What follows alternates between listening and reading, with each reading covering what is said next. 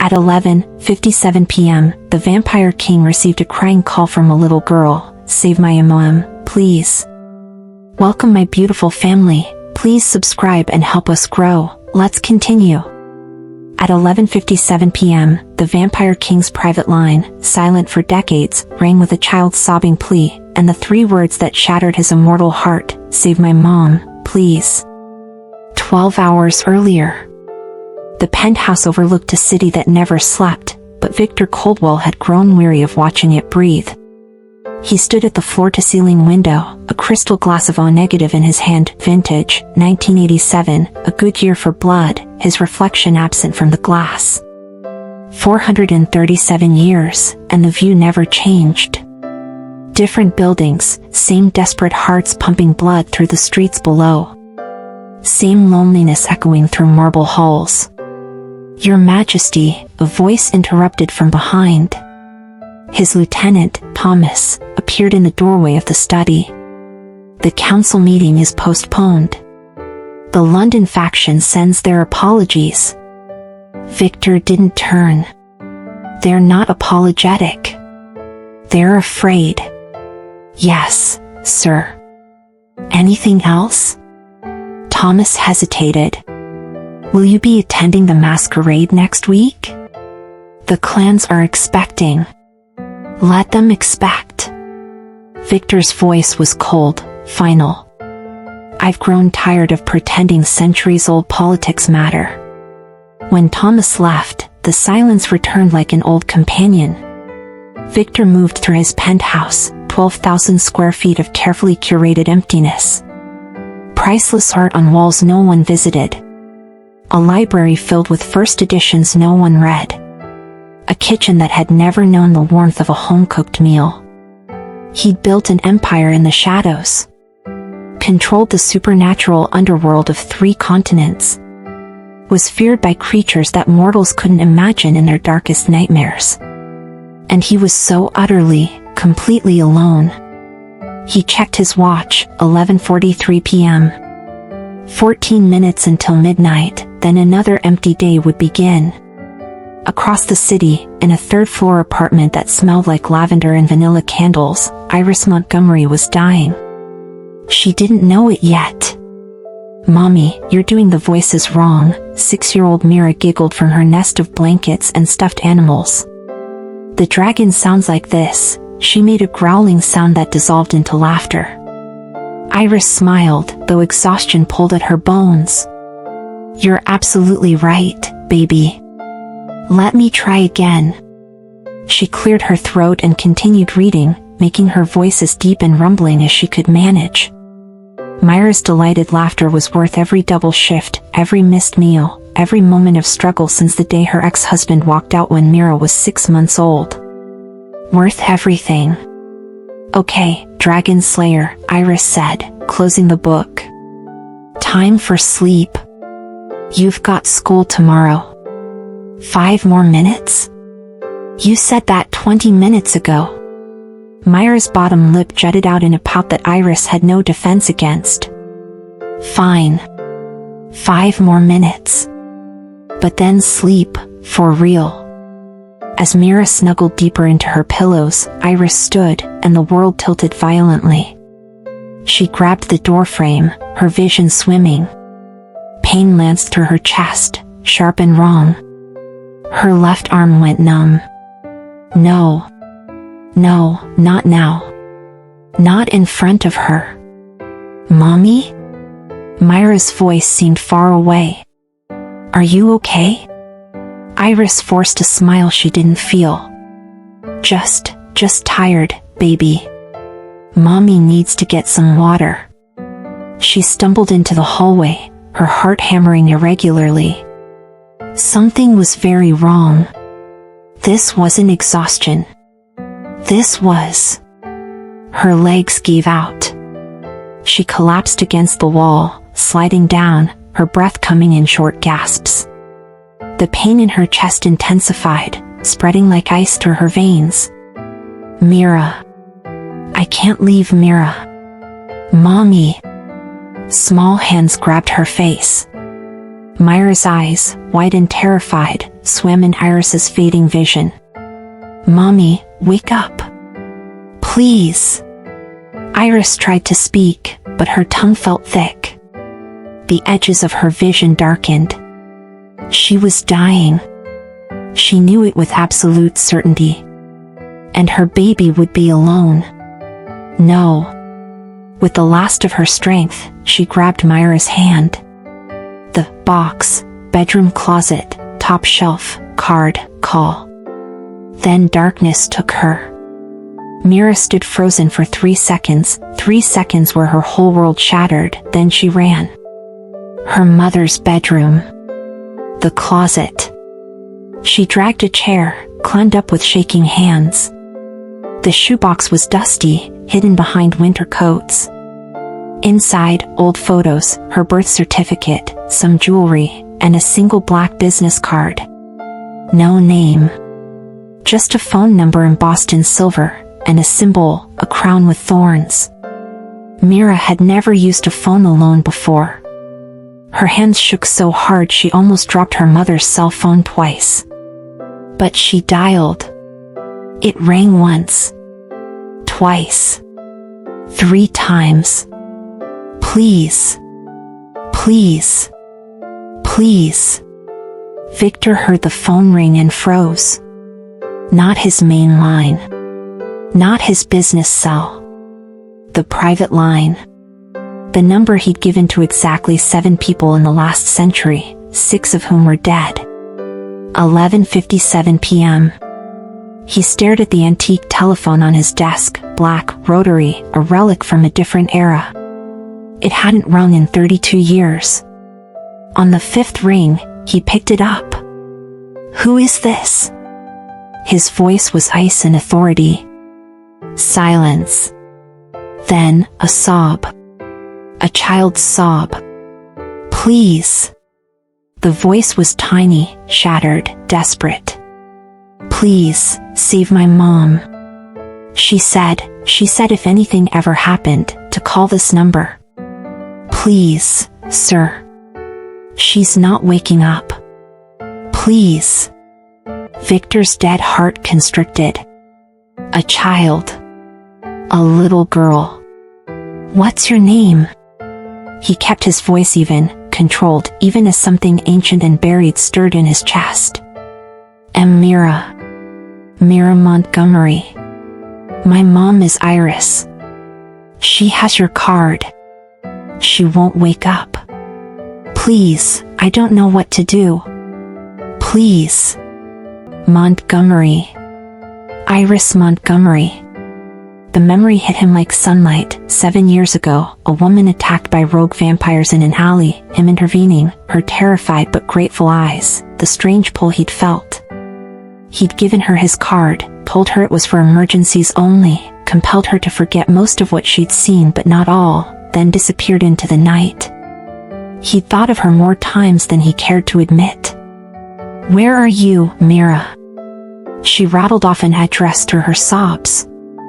Viktor was already moving, already calling Thomas. "Send a cleanup crew to 412 Riverside, apartment 3B. Now. And prepare the West Wing." "Sir?" "Just do it." He could have teleported, used his speed, but he took his car. He needed the 3 minutes to prepare himself. For what? He wasn't sure. When he arrived at the apartment building, he didn't knock. The door opened at his touch, the lock yielding to his will. The apartment was small, warm, lived in. Children's drawings on the refrigerator. Dishes in the sink. The scent of vanilla and lavender and blood. Poison. Dark magic. He found them in the hallway. Iris lay unconscious, her skin pale, her breathing shallow. And beside her, a little girl with dark curls and tear-stained cheeks clutched her mother's hand. Myra looked up at him, and Viktor stopped breathing. She looked exactly like his daughter had. Same eyes. Same desperate hope mixed with terror. Are you the man from the card?" Myra whispered. Viktor knelt slowly, careful not to frighten her. I am. Can you save her? He examined Iris without touching her. The scent of dark magic was stronger now. Hellsbane poison mixed with a vampire's curse. Meant to kill slowly, painfully. Meant to send a message. Someone had targeted her. Which meant someone knew about his moment of softness 7 years ago. He could save her. But it would cost him. It would mean getting involved, breaking his carefully maintained distance. He looked at Myra's face, at the hope and trust there, at her small hand holding her mother's. I had a daughter once. Yes, he heard himself say. I can save her. Myra's sob of relief cut through his centuries-old armor like it was paper. But I need to take you both somewhere safe. Do you trust me? Mira looked at him with eyes far too old for her 6 years. Mommy kept your card for my whole life. She said sometimes angels look scary. But they're still angels. Viktor almost laughed. No one had called him an angel in 4 centuries. I'm no angel, child. Will you save her anyway? He lifted Iris carefully, her body light in his arms. She was burning up from the inside, the poison working its way through her system. He had hours, maybe less. Yes. Mira grabbed his jacket as they laughed. Promise? Viktor looked down at the little girl, at her mother dying in his arms, at the first real feeling he'd had in decades. I promise. Have you ever made a split-second decision that changed everything? What was it? Drop your story in the comments. I read every single one, and don't forget to subscribe and join the family. The penthouse that had felt like a mausoleum transformed the moment Viktor carried Iris through the doorway. Thomas was already waiting, medical supplies, both conventional and arcane, laid out in the West Wing guest suite.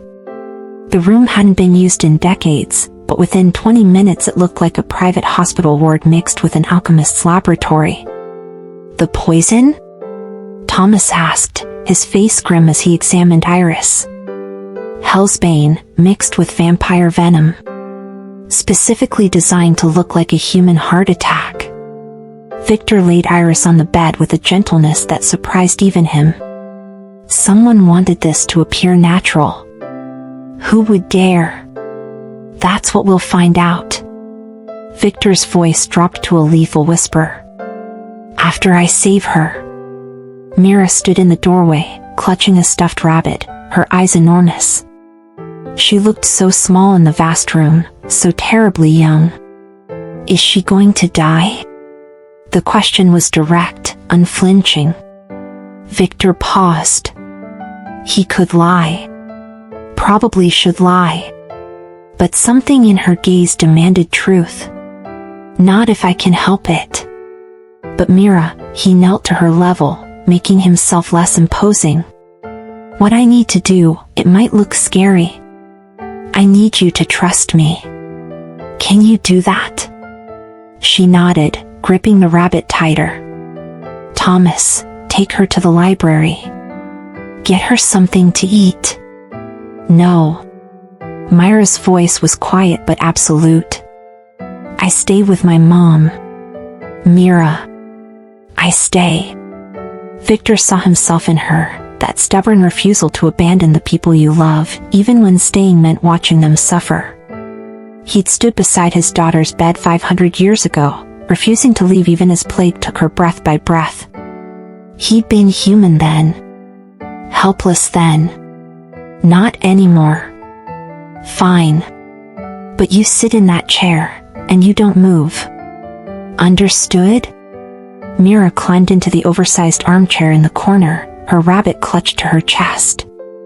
Understood. Viktor worked quickly, his hands steady despite the urgency clawing at him. First, the physical, 4 lines to flush her system, herbs crushed into a paste that smelled like lightning and ancient earth, pressed against her pulse points. Iris's skin was gray, her heartbeat erratic and weak. Her vitals are dropping, Thomas murmured. Viktor's jaw clenched. The conventional methods weren't enough. He'd known they wouldn't be, but he'd hoped. "Leave us," he told Thomas. "Sir?" "Now." When Thomas left, Viktor sat on the edge of the bed. He pulled out a silver knife that had been blessed and cursed in equal measure, a blade that could cut through any venom, any curse. But it required a price. He sliced his palm open. Ancient blood, thick and dark, welled up. Power hummed through it, 4 centuries of accumulated magic, of life stolen and given back through the vampiric curse. "What are you doing?" Myra's whisper cut through the silence. "Saving her," Viktor said simply. "My blood can cure what's killing her. But it's complicated." He pressed his bleeding palm to Iris's lips, letting drops fall into her mouth. "Drink," he commanded, using compulsion, using every ounce of his power. Iris's body convulsed. Her back arched off the bed. Mira whimpered. "Stay in the chair," Viktor ordered, not looking away from Iris. "She's fighting." "That's good." But it wasn't good. It was agony. He could feel the poison battling his blood, burning through Iris's system like wildfire. She was suffering. Because of him. Because someone had targeted her to get to him. "Why do I destroy everything I try to protect?" He placed his other hand on her forehead, closing his eyes, reaching into the well of power he rarely touched. Older magic. The kind that cost pieces of your soul. "Live," he whispered. "Fight. Your daughter needs you. Mira needs you." For a moment, nothing. Then Iris gasped. A real breath. Deep and full and alive. Her eyes flew open. They were brown, flecked with gold, and absolutely terrified. They locked onto Viktor's face, his hand still pressed to her forehead, his blood still on her lips. For 3 heartbeats, neither of them moved. "You," she breathed. "I know you. The alley. 7 years ago. You're real." Her gaze traveled the room, landing on Mira. "Baby." "Oh my God, Mira." "Mommy." Mira launched from the chair, scrambling onto the bed. Viktor pulled back, giving them space, his hands still bleeding. Iris grabbed her daughter, holding her like she'd never let go, tears streaming down her face. "You're okay. You're safe." "How did you?" "The card. You called the card. You said to." Mira sobbed into her mother's shoulder. "You said emergencies. And you wouldn't wake up, and I was so scared. You did so good, baby. So good." Viktor stood, wrapping his hand in a cloth. The wound was already healing, but slower than usual. That magic had taken more than he'd anticipated. Iris looked up at him over Myra's head. Her expression was complex, gratitude, fear, wonder, confusion, all warring for dominance. "You saved my life." It wasn't a question. Yes. Why? Such a simple question. Such a devastating one. "Because she asked me to." Viktor nodded toward Mira. "And because." He hesitated, something cracking in his carefully maintained facade. "Because a long time ago, I couldn't save my own daughter.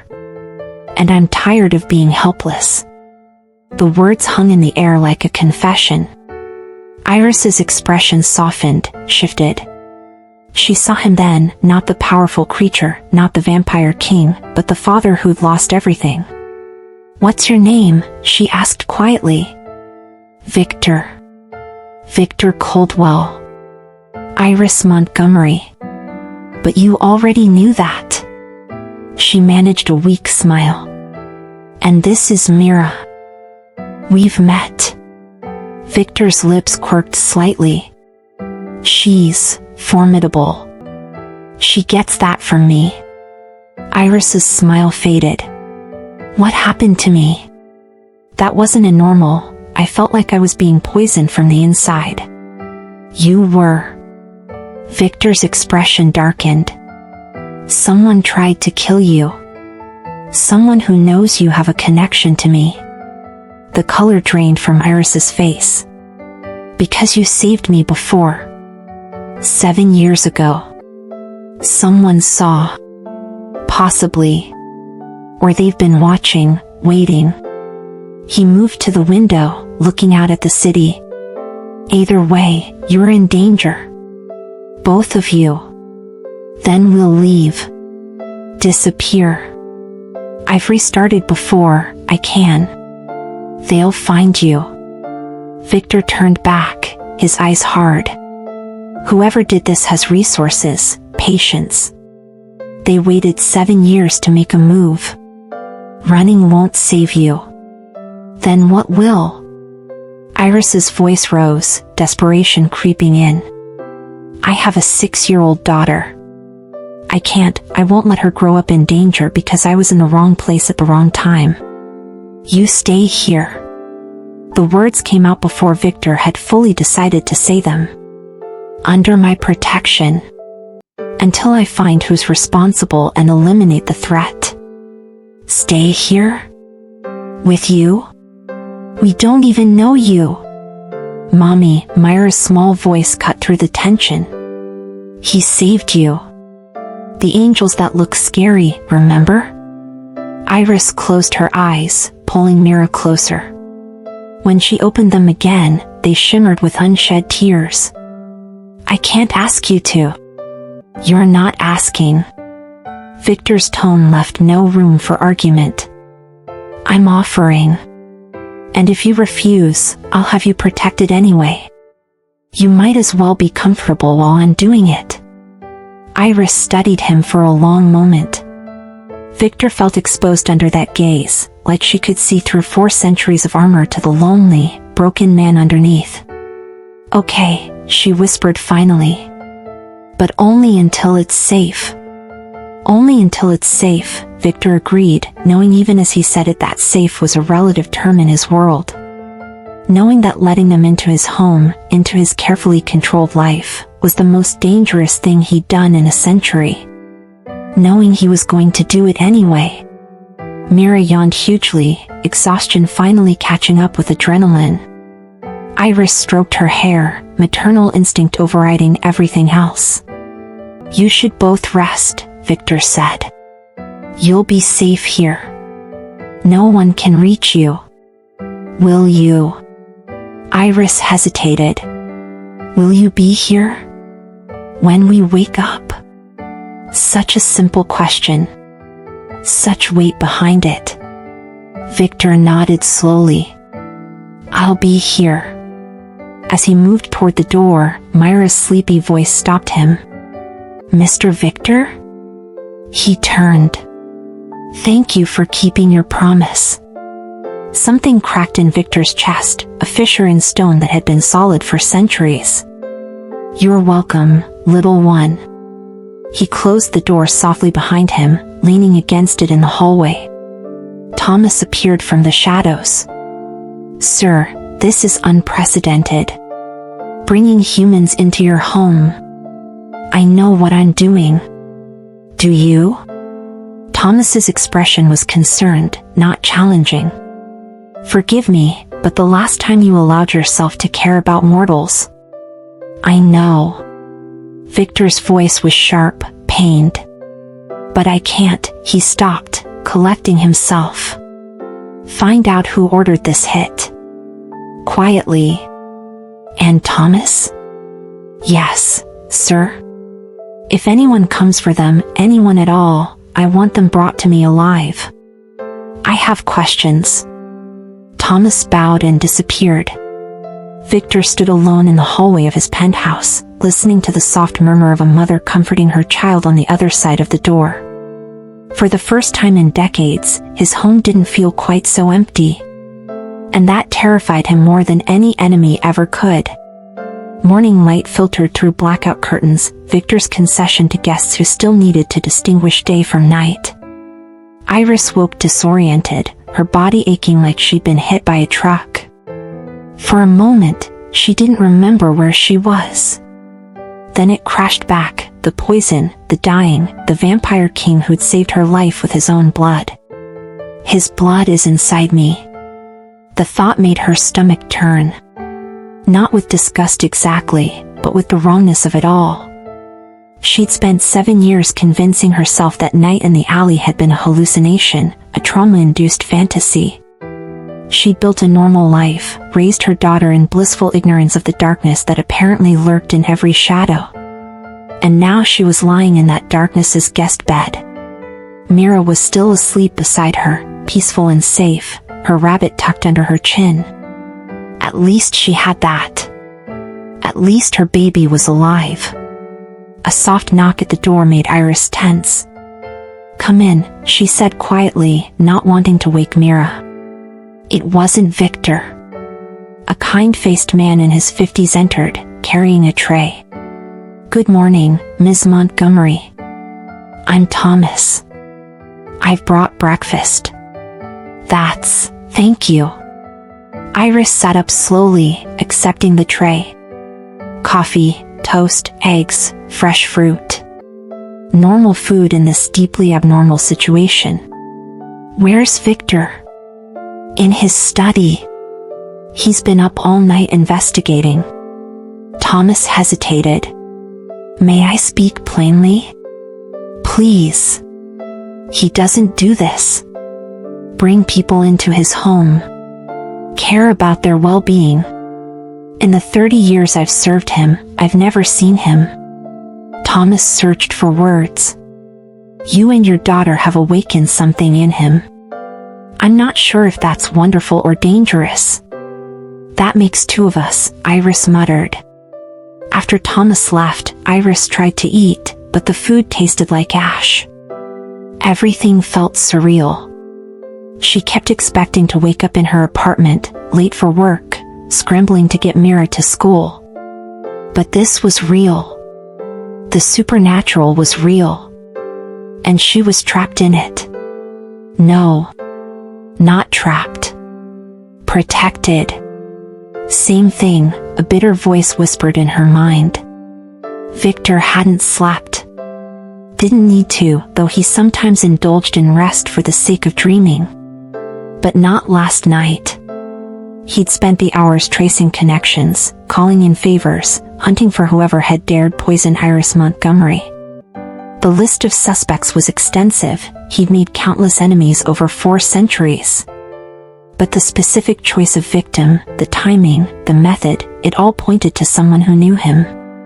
Knew his patterns. Knew his weaknesses. "Sir," Thomas entered the study. "She's awake."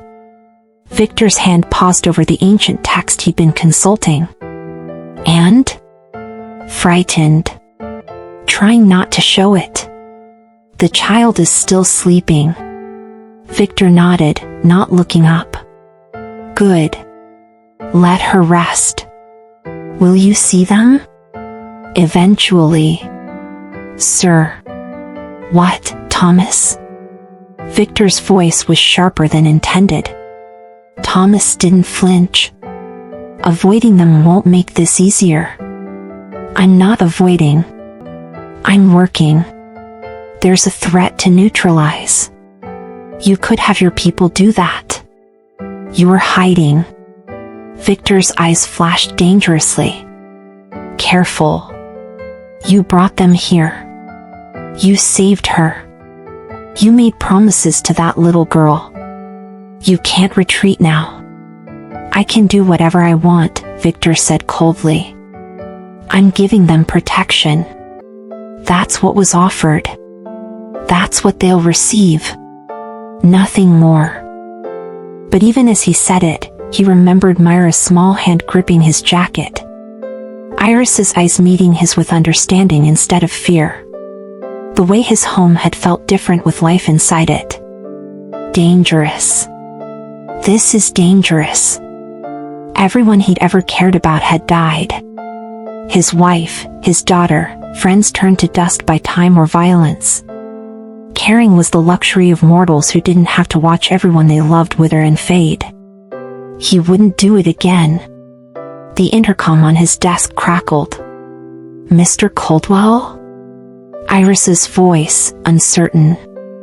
"Could we talk?" Viktor closed his eyes briefly. "I'll be there in a moment." When Viktor entered the guest suite, Iris was standing by the window, arms wrapped around herself.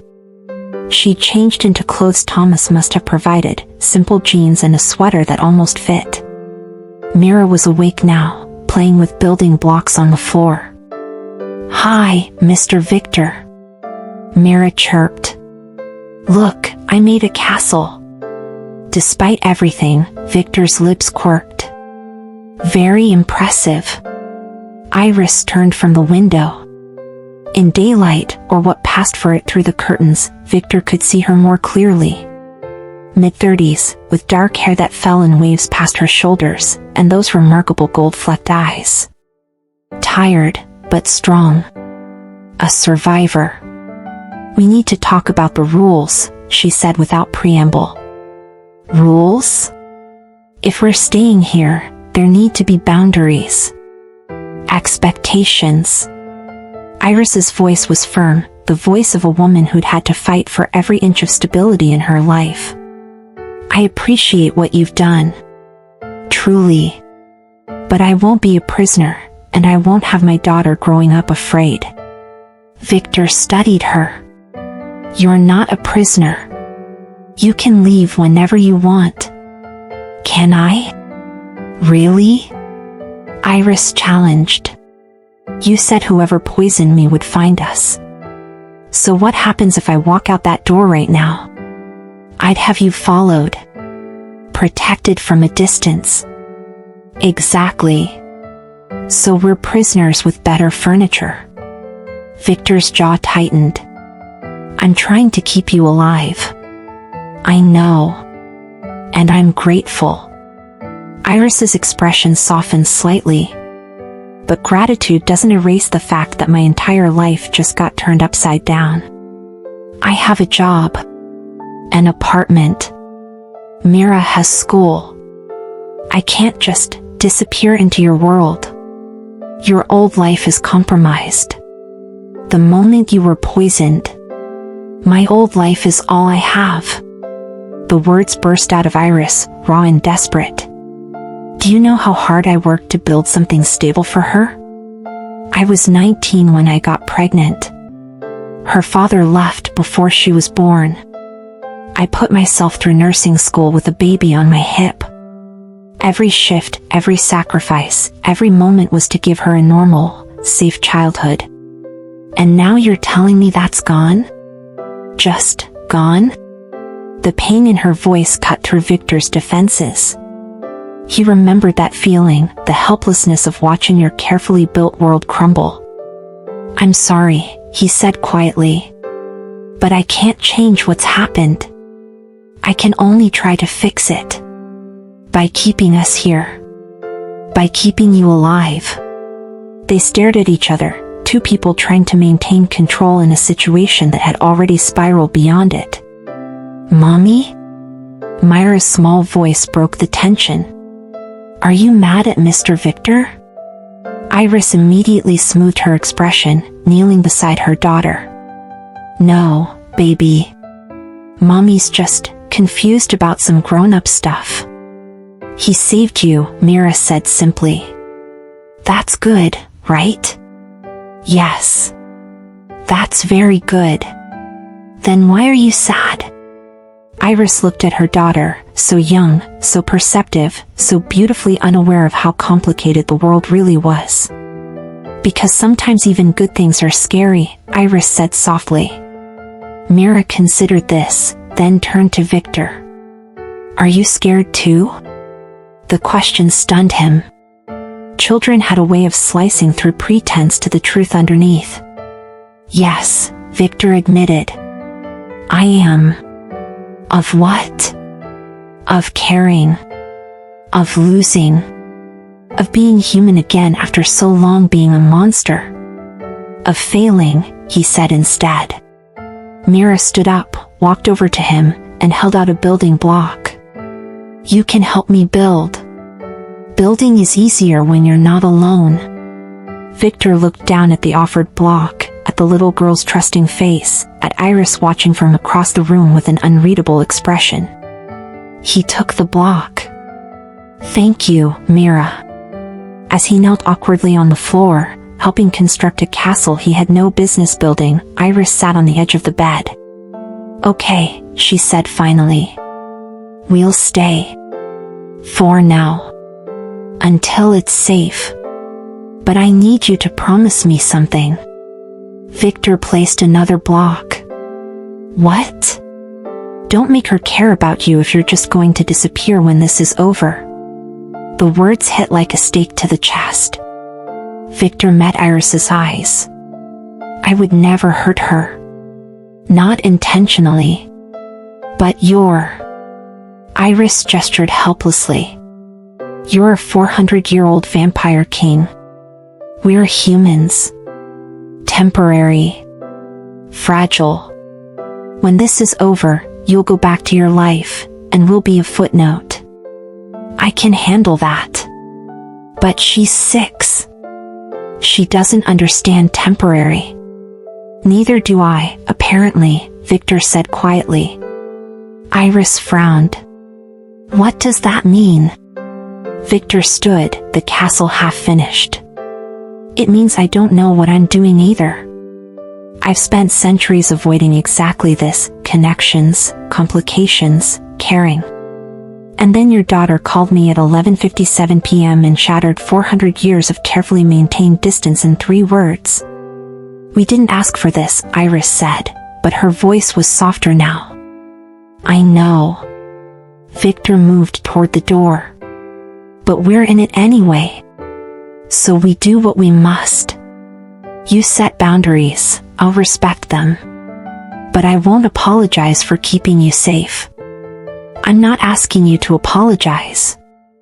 I'm asking you to be honest. With me and with yourself. Why are we really here? Viktor paused at the door, his hand on the frame. Because you remind me of what I lost. Because your daughter looks at me like I'm worth saving. Because for one moment, when Iris opened her eyes and looked at me with understanding instead of fear, I felt something I thought was dead. Because it's the right thing to do, he said instead. He left before she could call him on the lie. In the hallway, Viktor leaned against the wall, his perfect composure cracking. Thomas appeared beside him. Well, she wants rules. Boundaries. Sensible. She wants me to stay away from the child. Also sensible. I don't know how to do this, Thomas. The admission cost him. I don't know how to be close without destroying everything. Thomas was quiet for a moment. Perhaps, sir, that's exactly why you should try. Viktor closed his eyes. Through the door, he could hear Myra's laughter as she played, Iris's gentle responses. Life. Warmth. Everything his existence lacked. Everything he wanted and feared in equal measure. Find whoever did this, Viktor said, his voice hardening. Fast. Before I do something monumentally stupid. Like caring about them? Like letting myself believe I deserve to. 3 days passed in careful avoidance. Viktor worked from his study, only emerging when he knew Iris and Mira were occupied elsewhere. Iris kept to the guest wing, venturing out only to explore the massive penthouse when she was certain Viktor was locked away. They orbited each other like celestial bodies, gravitationally aware, but maintaining safe distance. Mira was the only one who moved freely between both worlds. She'd knock on Viktor's study door with questions. Why don't you have a TV? Do vampires really turn into bats? Can I see your fangs? And he'd find himself answering with a patience that surprised him. She'd bring him drawings she'd made, insist he take breaks to see her latest block castle creation, and somehow made his cathedral quiet penthouse ring with laughter. But everything changed on the third night. Viktor was reviewing security reports when Thomas burst into his study without knocking, unprecedented and alarming. "Sir, we have a problem. The wards just repelled an incursion attempt. Professional grade. They were testing our defenses." Viktor was on his feet instantly. "Where?" "North perimeter, but that might have been a distraction. I've activated full lockdown protocol." Which meant the entire penthouse was now sealed. No one in, no one out. Not even Viktor could leave until the threat was neutralized. Iris and Mira? In the West Wing. Safe. Keep them there. I want eyes on every entrance, every. A scream cut through the penthouse. High-pitched, terrified. Mira. Viktor moved faster than thought, materializing outside the guest suite. He burst through the door to find Mira sitting bolt upright in bed, sobbing, her face streaked with tears. Iris held her, rocking her, murmuring comfort, but the child was inconsolable. "It's okay, baby, you're safe. It was just a dream. The monsters were taking you." Mira wailed. "They were hurting you and I couldn't stop them, and you were dying again, Mommy, you were dying." Iris's face crumpled. She held Mira tighter. "I'm right here. I'm okay. Feel my heart beating? I'm alive." But Mira couldn't be calmed. The nightmare had its claws too deep.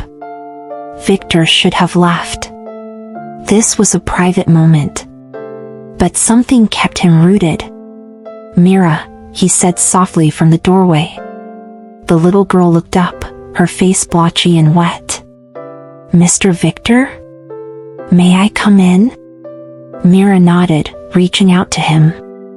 Without thinking, Viktor crossed the room and knelt beside the bed. "The nightmares are very scary, aren't they?" "I thought Mommy was gone," Mira hiccuped. "Like before. When she wouldn't wake up. But she did wake up. And do you know why?" Mira shook her head. "Because she's a fighter. One of the strongest people I've ever met." Viktor glanced at Iris, who was watching him with surprise. "And because you were brave enough to call for help. You saved her, Mira. Not me. You." "Really? Really? Without your quick thinking, I would never have known she needed help." He reached out slowly, giving Mira time to pull away if she wanted. She didn't. She grabbed his hand with both of hers. "You're very brave." "I don't feel brave. I feel scared." Being brave doesn't mean not being scared. It means being scared and doing a hard thing anyway. Mira's tears were slowing. "Do you get scared?" "Yes." "What scares you?" "Losing people I care about. Becoming the monster everyone believes I am. Letting you and your mother into my dead heart and watching you leave." "Many things," Viktor said simply. "But I've learned that sometimes, when we're very afraid, it helps to have someone nearby. Someone to remind us we're not alone." Mira looked at her mother, then back at Viktor. "Will you stay? Both of you? Until I fall asleep?" Iris opened her mouth, probably to protest, to maintain those boundaries, but Viktor spoke first. "Of course." Iris's expression flickered with something between annoyance and gratitude. But she didn't argue. Together, awkwardly, they sat on opposite sides of Mira's bed. Viktor began to tell a story, one he hadn't thought about in centuries, about a princess who befriended a dragon everyone feared. His voice was low, steady, and slowly, Mira's breathing evened out. Her grip on his hand loosened but didn't release. When she finally slept, Viktor and Iris sat in silence, neither wanting to move and risk waking her. "Thank you," Iris whispered finally. She hasn't had nightmares like that since her father left. Children remember trauma, even when they seem resilient. You sound like you know from experience. Viktor looked down at Myra's sleeping face. My daughter had nightmares near the end, when the plague was ravaging our village. She'd dream of death coming for her, and I'd sit beside her bed all night, promising I'd protect her. His voice went hollow. I lied. I couldn't protect her from anything. Iris's hand moved across the bed, covering his free one. The touch was electric, warm, alive, intentional. You were human then. Mortal. There's only so much we can do. And yet it's never enough, is it? Viktor met her eyes. You've built an entire life around protecting her. Sacrificed everything to keep her safe. And still, danger found you. Because of you. The words weren't accusatory, just factual. Yes. Do you regret it? Saving me that night 7 years ago? Viktor considered lying. Considered retreat. Instead, he told the truth. I've regretted many things over 4 centuries. That night isn't one of them. Iris's breath caught. Viktor. The lockdown protocol has been activated, he continued, needing to shift to safer ground. There was an attempted breach. We're sealed in until Thomas confirms the threat is neutralized. Meaning we can't leave. Meaning you can't be safer. Nothing gets through my wards. So we're stuck together. For tonight, at least. Iris looked down at their hands, hers still covering his, Mira holding his other hand. A chain of contact, of connection. I'm trying very hard not to like you, she said quietly. Viktor's lips quirked despite himself. Is it working? No. She pulled her hand back, but slowly, reluctantly. You're making it very difficult to keep my walls up. I'm familiar with the problem. Are you? Iris studied him in the dim light. Because from where I'm sitting, your walls are solid stone. I've told you about my ex-husband, my struggles, my fears. But you give me fragments. Pieces. Just enough to make me curious, but never enough to really know you. What do you want to know? Everything. The word hung between them. How you became this. What you've lost. What you dream about, if you dream at all. Why a man who clearly hates being alone has spent centuries isolated. Those are dangerous questions. I'm dying anyway, remember? Someone poisoned me. Might as well be dangerous. Viktor stared at her, this brave, infuriating, beautiful woman who'd stumbled into his life and refused to be kept at arm's length. I became this to save my wife, he said finally. 500 years ago. She was dying of the same plague that took my daughter. A vampire offered me a choice, watch them both die, or accept his blood, become like him, and save my wife. But you couldn't save your daughter. No. The transformation took 3 days. She died on the 2nd. The old pain was still there, sharp as ever. And when I finally rose, when I gave my wife my blood, she rejected it. Her body couldn't accept the change. She died in my arms, screaming that I'd become a monster. Iris's hand found his again, squeezing tightly. I've been that monster ever since, Viktor continued. Built an empire in the shadows. Accumulated power, wealth, influence. Told myself it was enough. That I didn't need connection or warmth or... He looked at Mira, then back at Iris. Or this. What is this? Iris's voice was barely audible. I don't know. But it terrifies me. Me too. They sat in the darkness, hands linked across a sleeping child, two damaged people acknowledging the impossible thing growing between them. I can't promise you normal, Viktor said. I can't give you the safe, simple life you've built. I know. But I can promise you that while you're here, while you're under my protection, nothing will harm you or Mira. I swear it. I believe you. Iris's thumb traced circles on his hand, such a small gesture, such enormous implications. But Viktor, what happens when the threat is gone?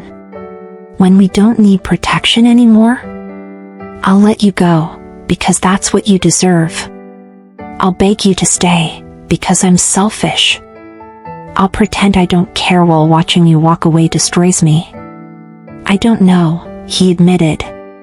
Mira stirred in her sleep, murmuring something about dragons and castles.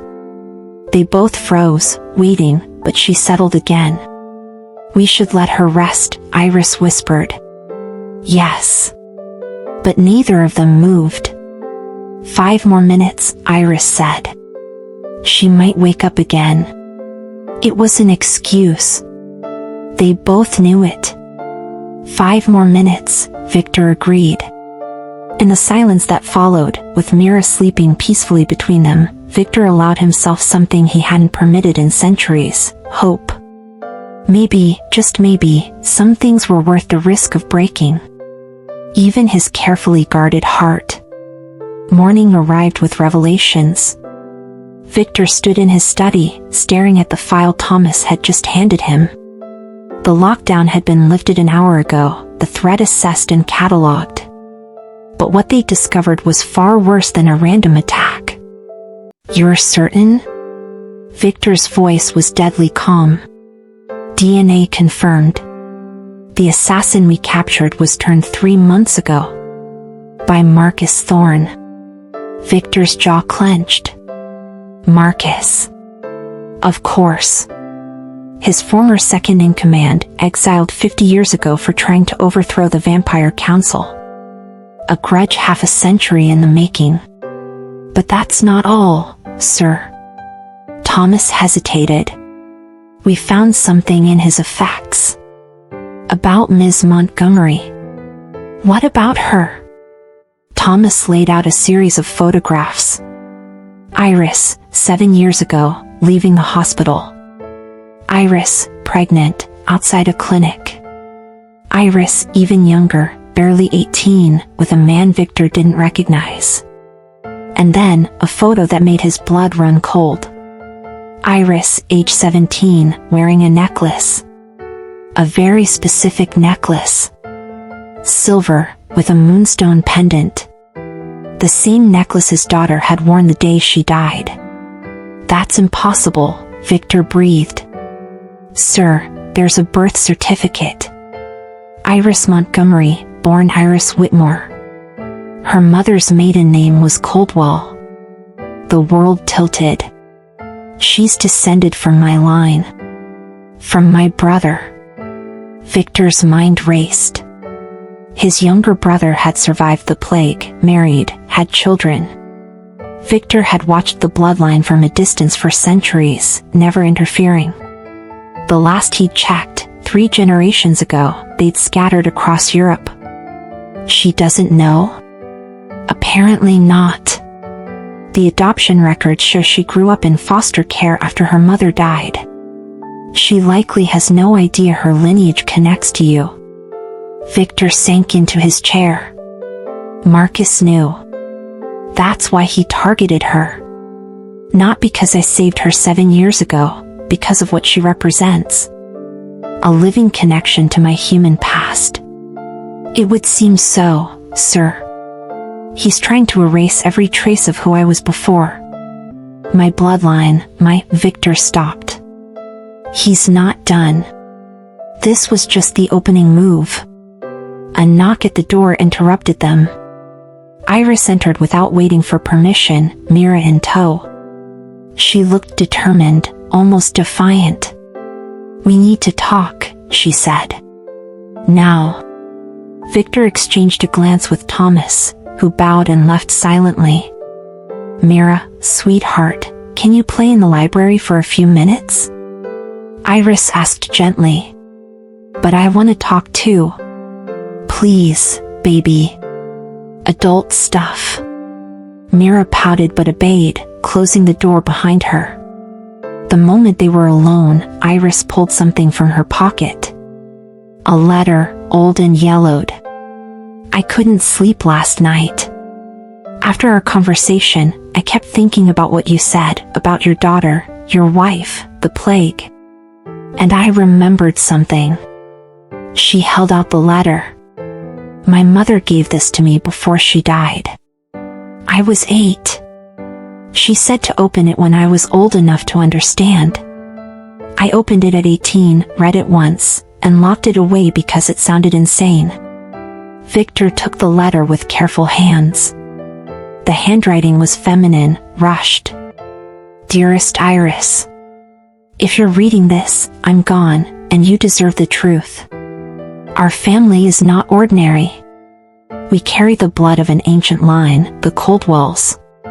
Your great-great-great-grandfather was a good man who made a terrible choice to save the people he loved. He became something else. Something powerful and frightening. I don't know if he still exists. But if he does, if you ever encounter him, you'll know. You'll feel it in your bones, like recognition of something you've never met but always known. He saved me once, when I was a child. From a fire. He vanished before I could thank him. I only saw his eyes, old eyes, sad eyes, and a young face. We are his legacy, Iris. The last traces of his humanity. Protect that. Honor that. And if you ever need him, truly need him, he will come. All my love. Mom. Viktor's hands trembled. Your mother. What was her name? Catherine Whitmore, born Catherine Coldwell. Iris watched him carefully. You knew her. I saved a child from a fire. 63 years ago. I didn't stay to see her face clearly. Viktor looked up, and Iris saw centuries of pain in his gaze. She was my brother's great-great-granddaughter. Which means you. I'm your family. Iris's voice cracked. Distant, impossibly distant, but still. That's why your mother kept my card. Why you held on to it all these years, even though you convinced yourself that night was a dream. Viktor stood, moving to the window. And that's why Marcus tried to kill you.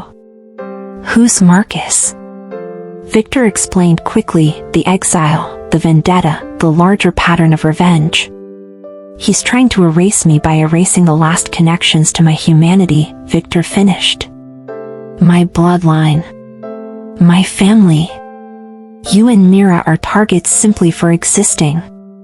Iris processed this, her face pale. So this never ends. Even if you stop him, there will always be someone else. Someone who wants to hurt you by hurting us. Yes. That's why you stay alone. Why you push people away. Understanding dawned in her eyes. You're not protecting yourself. You're protecting them from being used against you. Everyone I've ever cared about becomes a weapon pointed at my heart. Viktor's voice was raw. My wife, my daughter, my brother's descendants I've watched from afar. You think isolation is loneliness? It's mercy. For them and for me. Iris moved closer, her footsteps soft on the hardwood. Except you saved me anyway. Twice. You brought us into your home. You promised my daughter you'd protect us. She was right behind him now. For someone who claims to stay distant, you're remarkably bad at it. Viktor turned. They were inches apart. I should send you away. Somewhere he can't find you. Create new identities, set you up with protection, and never see us again?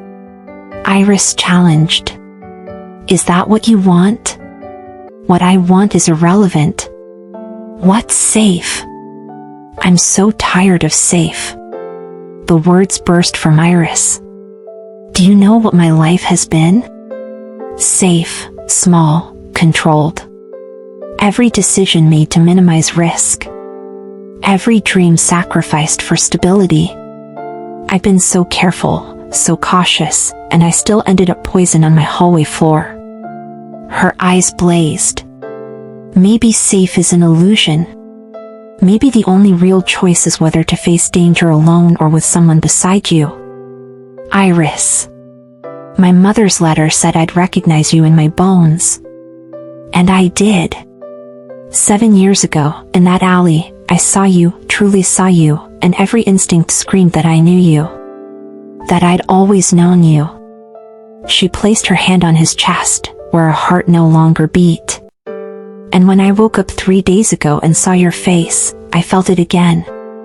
Like coming home to a place I'd never been. Viktor's control was fracturing. You don't know what you're saying. Don't I? I'm a nurse, Viktor. I've held the hands of dying patients. I know what death looks like. And I know what life looks like too. Her hand moved to his face, fingers tracing his jaw. You're more alive than anyone I've ever met. You just don't let yourself feel it. Because feeling it means losing it. His voice broke on the words. And I can't, Iris, I can't survive that again. Losing you, losing Mira. So your solution is to lose us now? By choice? They stared at each other, the air between them crackling with everything unsaid. The door burst open. Mira stood there, holding a framed photograph she must have found in the library. It was old, faded, Viktor with his daughter, 500 years ago. One of the few artifacts he'd kept. Mr. Viktor, why does this little girl look like me? Mira asked innocently. Viktor and Iris both froze. Because she was right.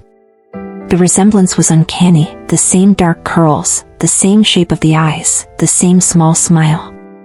That's my daughter, Viktor said quietly. Her name was Elena. She died a very long time ago. Mira studied the photo with the seriousness only children possess. She's pretty. I bet she was nice. She was. Very nice. I'm sorry she died. Mira walked over and hugged Viktor's leg, sudden, spontaneous, devastating. But I'm here now. I can be your friend. If you want. Viktor looked down at this little girl, his blood, his legacy, his second chance wrapped in a 6-year-old's unguarded affection. Then he looked at Iris, who was crying silently, understanding exactly what this moment cost him. Slowly, carefully, Viktor knelt and returned Mira's hug. I would like that very much, he whispered. And in that moment, surrounded by the ghosts of his past and the impossible hope of his present, Viktor Coldwell made a choice. He would stop running from connection. Even if it destroyed him. Especially if it saved them. The next week unfolded like a dream Viktor didn't know he'd been having. It started small. Mira insisted Viktor join them for breakfast. Then lunch. Then dinner. Iris stopped retreating to the guest wing, instead curling up in the library with medical journals while Mira played. Viktor found himself working less, emerging from his study to find them, always to find them. And slowly, impossibly, the penthouse transformed from a mausoleum into a home. You're doing it wrong, Mira announced on the 5th evening, watching Viktor attempt to braid her hair. I'm doing exactly what you instructed, Viktor replied with mock seriousness. Nah. It's supposed to be over under over, not under over under. Iris laughed from the kitchen, where she was attempting to teach Viktor's state-of-the-art kitchen how to produce something edible. She's right. You're braiding backward. I've negotiated peace treaties between warring vampire clans. I've toppled governments. But a 6-year-old's hair defeats me. Viktor carefully undid his work and started again. Maybe you're just out of practice, Iris suggested, bringing over plates of pasta, surprisingly good for someone working with unfamiliar equipment. It's been 500 years since I braided Elena's hair. Viktor's hand stilled on Myra's dark curls. I'd forgotten the weight of it. The softness. Mira twisted to look up at him. Did she like braids? She loved them. Insisted on a new style every day. A smile ghosted across Viktor's face. She was terribly vain for a 7-year-old. I'm not vain, Mira declared. I'm just particular. My apologies.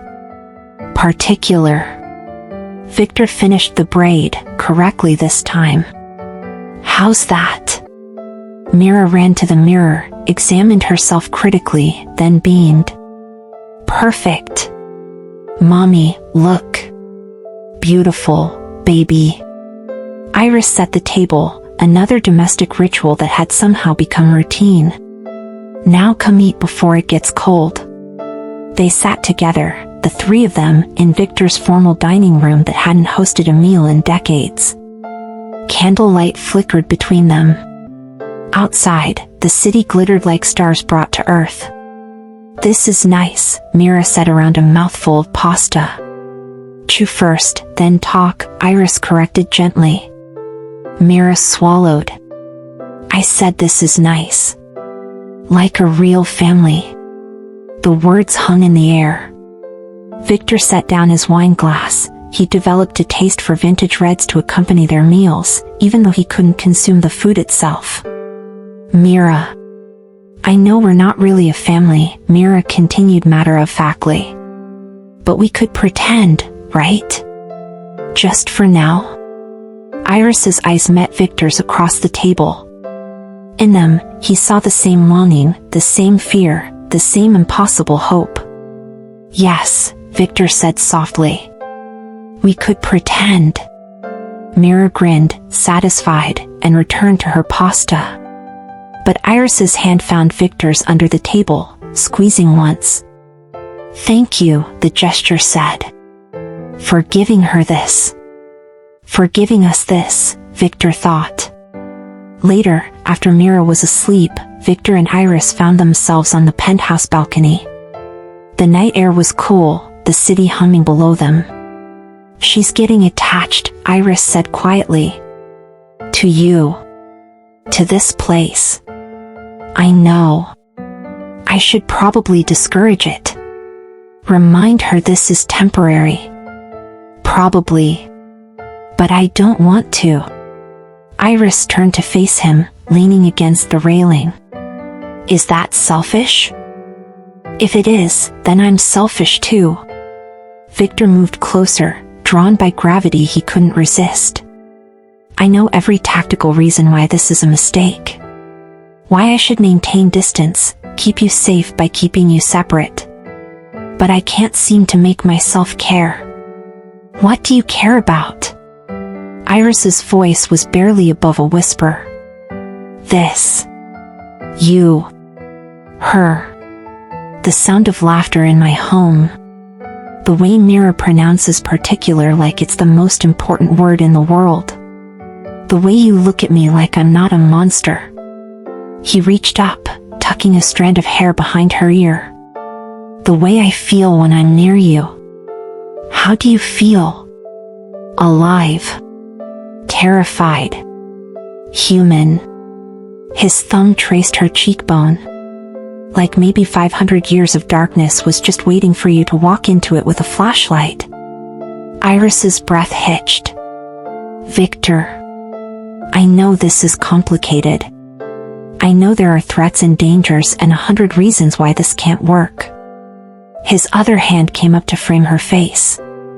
But for the first time in centuries, I don't want to think about what could go wrong. I just want to be here, in this moment, with you. I want that too, Iris breathed. So much it scares me. They stood there, a breath apart, the city lights painting them in golden shadow. Viktor could hear her heartbeat, quick, nervous, alive. Could smell her lavender shampoo, the wine on her lips, the warmth of her skin. Tell me to stop, he murmured. Tell me this is a bad idea, and I'll step back. It is a bad idea. Iris's hands came up to rest on his chest. Terrible, really. Absolutely reckless. So tell me to stop. Instead, she pulled him closer. Their lips met softly at first, a question, a test.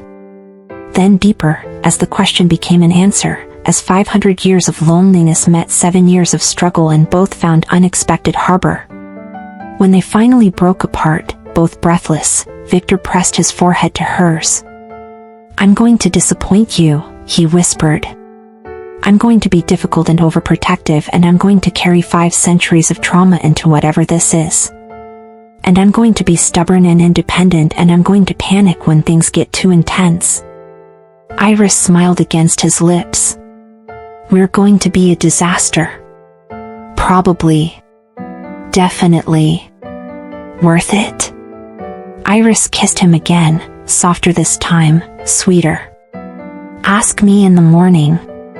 They stayed on the balcony for hours, talking about everything and nothing.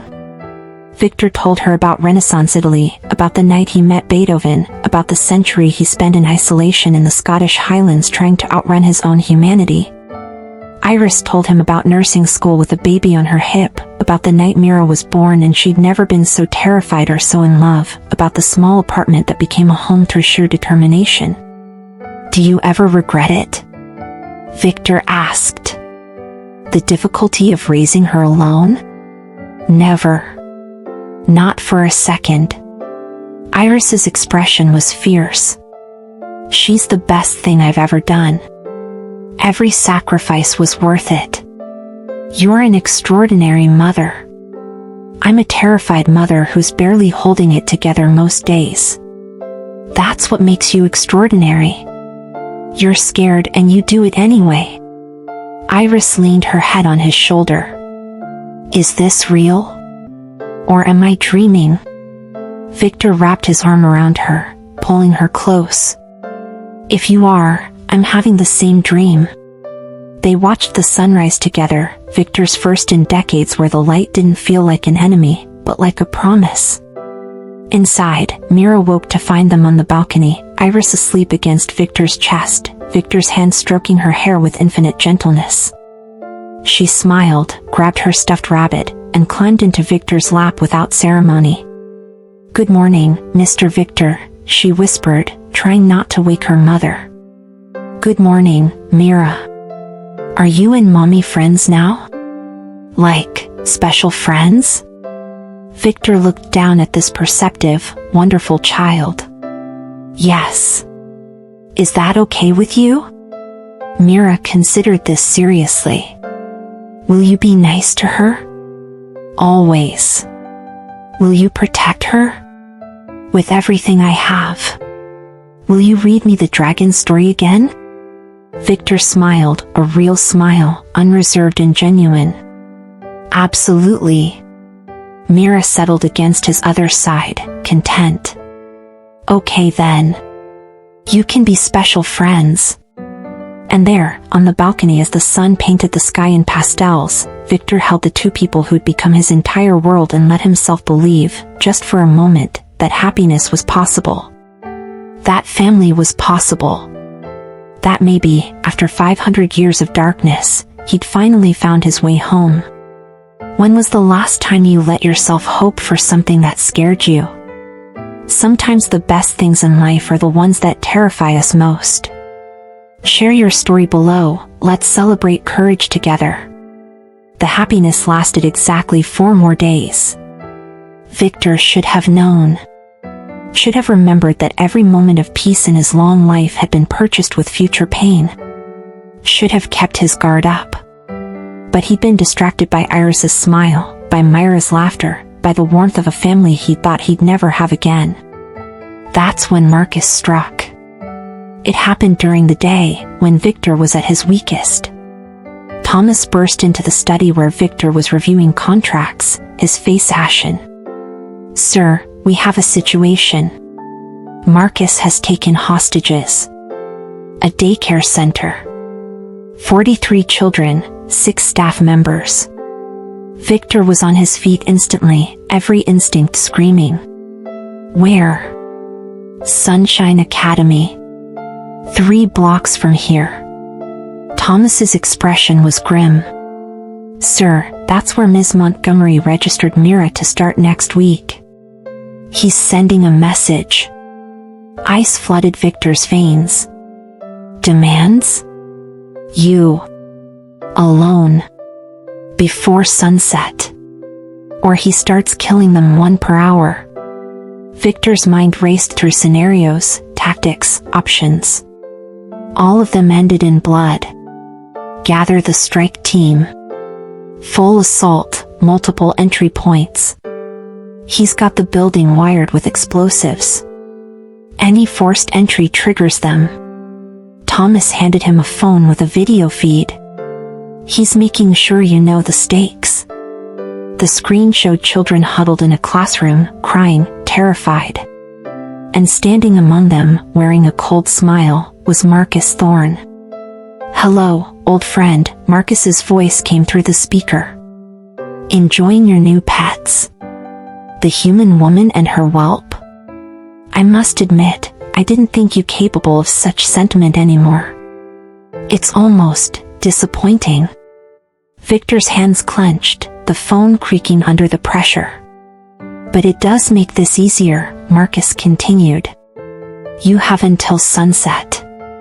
Come alone, unarmed, or these children become examples." "Oh, and Viktor? I know you've grown attached to that little girl who looks so much like Elena. It would be a shame if she were to end up like all the other children you've failed to save." The video cut out. Viktor stood frozen, centuries of control battling with primal rage. "What are you going to do?" Thomas asked quietly. "What I have to." Iris knew something was wrong the moment Viktor entered the living room. His expression was carved from ice, his eyes distant, every trace of warmth gone. "Pack your things," he said without preamble.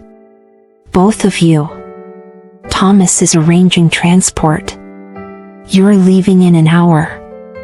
Iris set down the book she'd been reading. "What?" "Viktor, what's happened?" "Marcus has escalated. It's no longer safe for you here. We talked about this. Running isn't. This isn't a discussion, Iris." His voice was cold, final. "You're leaving. Tonight. New identities, new location, full protection detail. You'll be safe. And you?" Iris stood, crossing to him.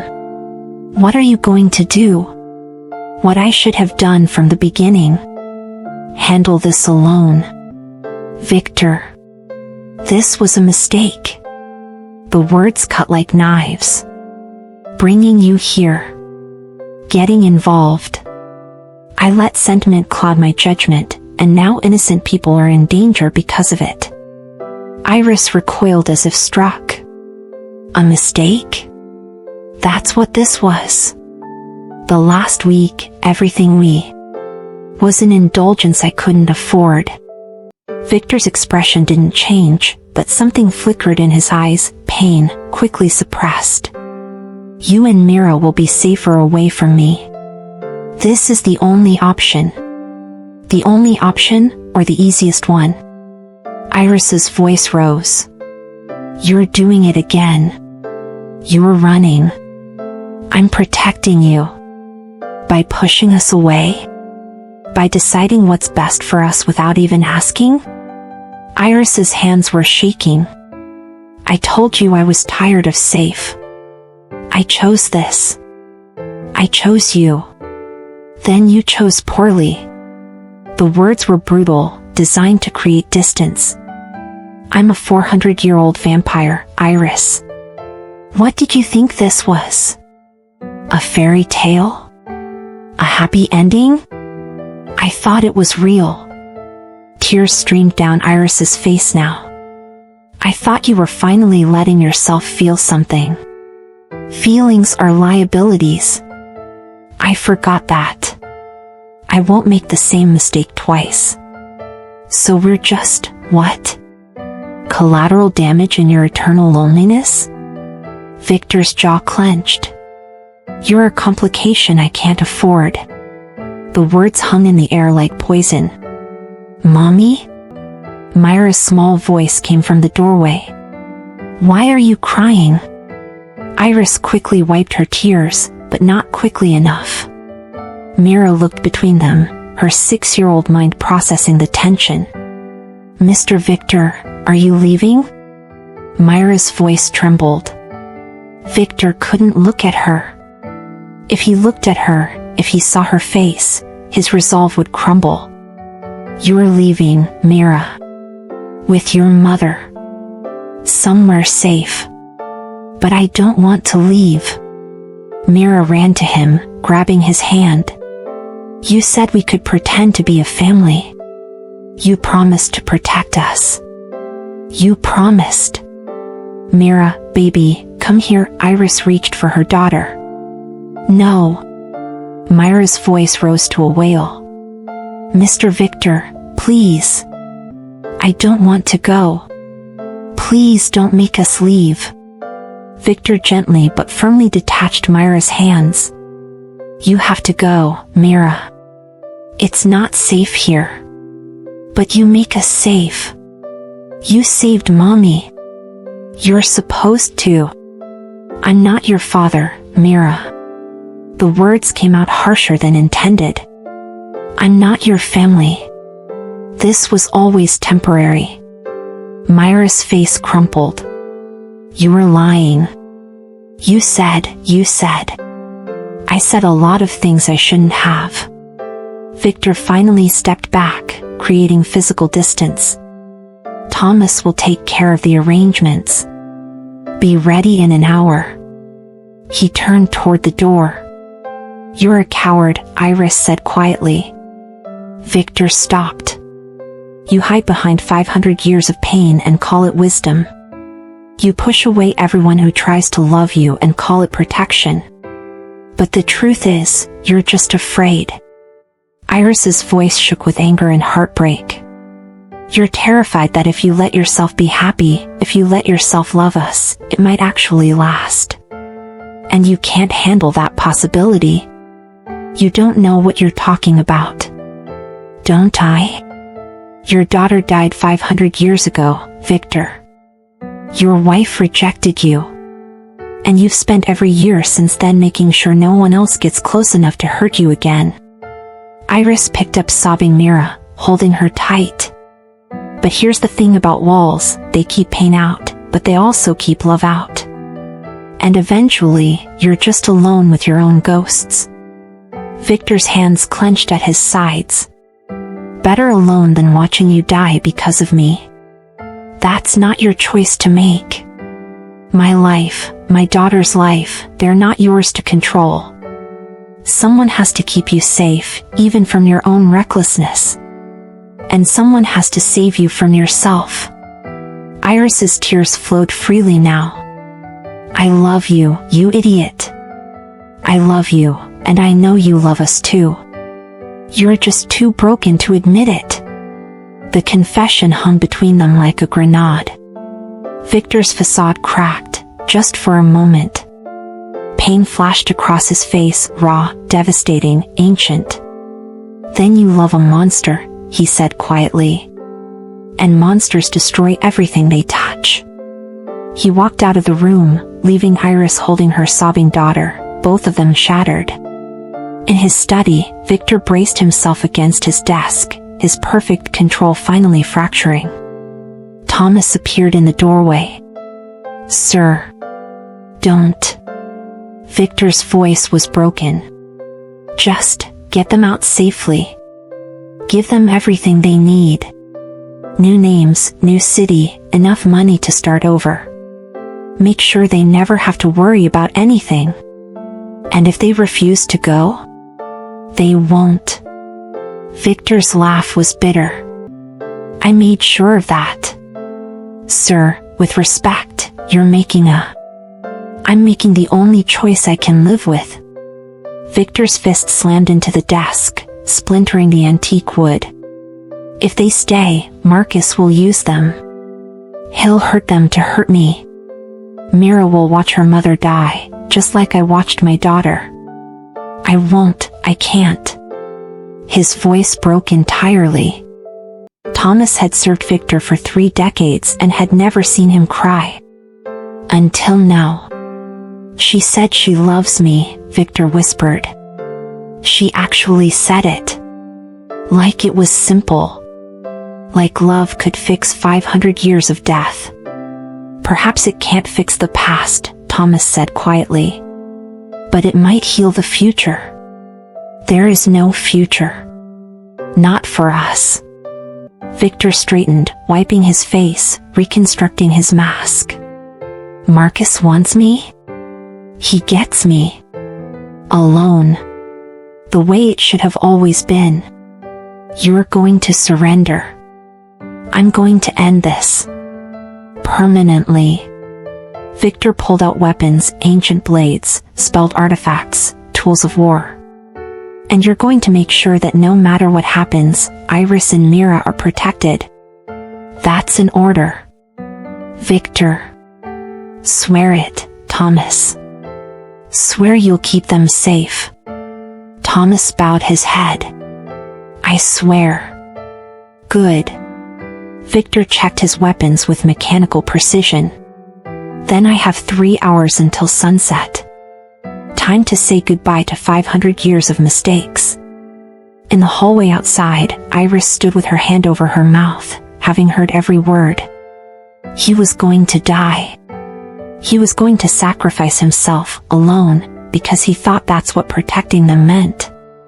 The stupid, noble, infuriating man was going to throw away everything, their chance, their future, their love, because he couldn't let go of his guilt. Mira tugged her sleeve. Mommy? What's Mr. Viktor going to do? Iris looked down at her daughter, then back at the study door.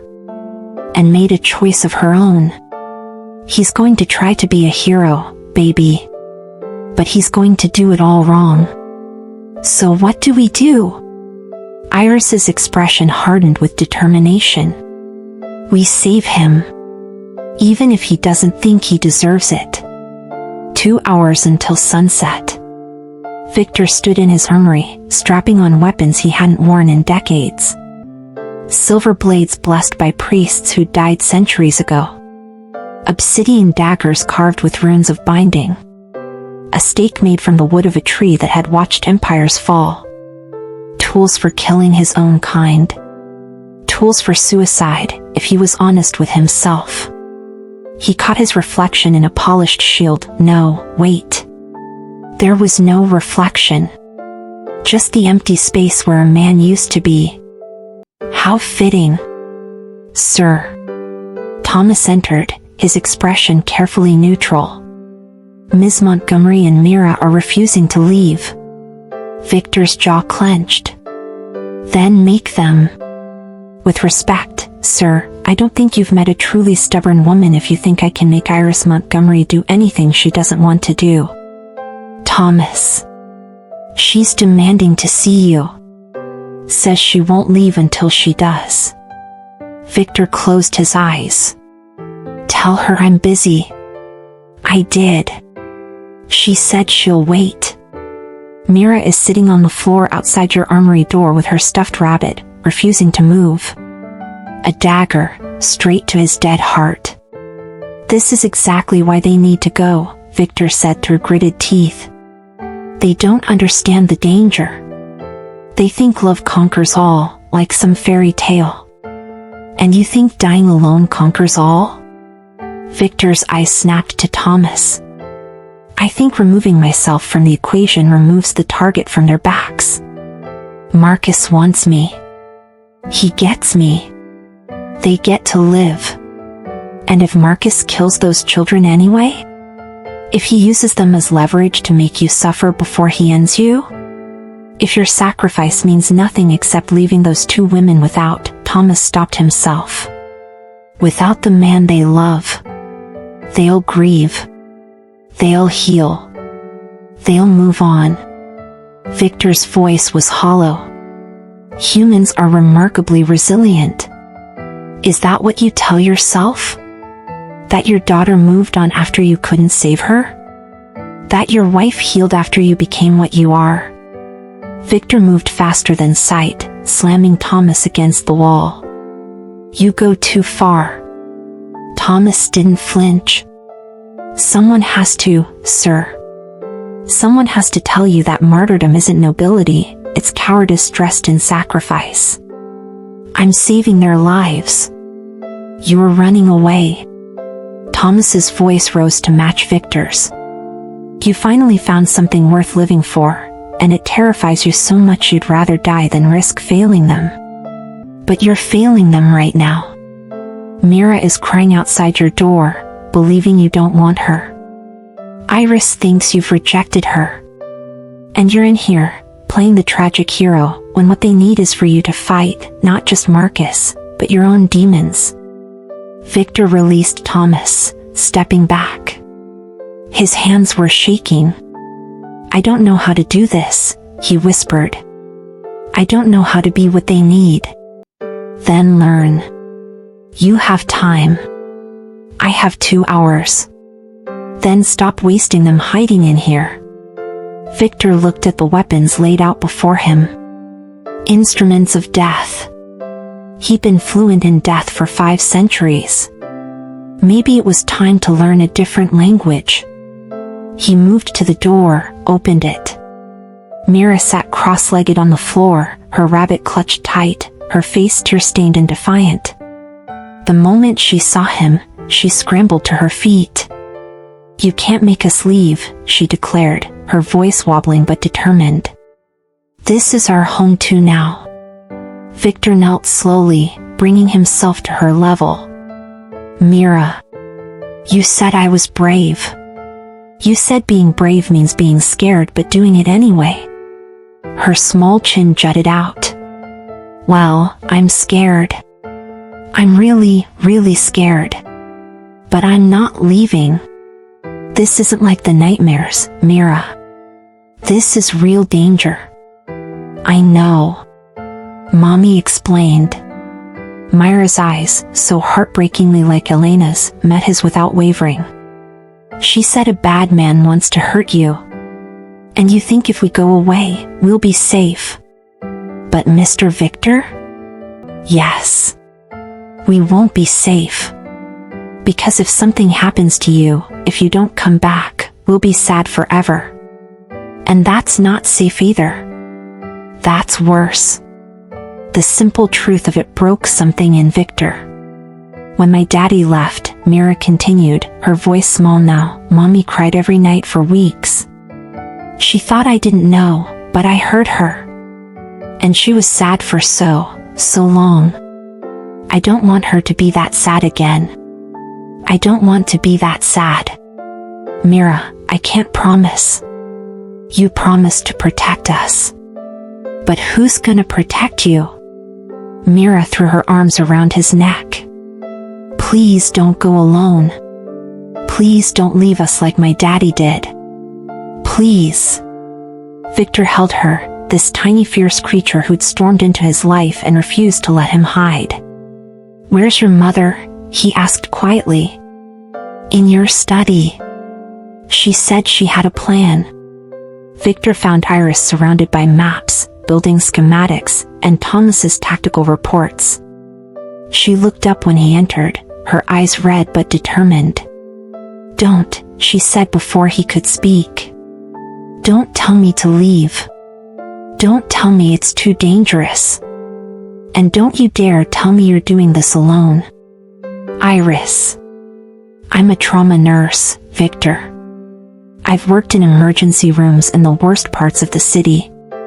I've held pressure on gunshot wounds, talked down overdosing addicts, and kept people alive with nothing but my hands and my training. She stood, facing him across the desk. I'm not some helpless damsel. I'm a survivor. And I'm telling you right now, you don't get to make this decision without me. This isn't a hospital. This is a war zone. Then teach me how to survive it. You have 2 hours. Use them. Viktor stared at her. You have no idea what you're asking. Don't I?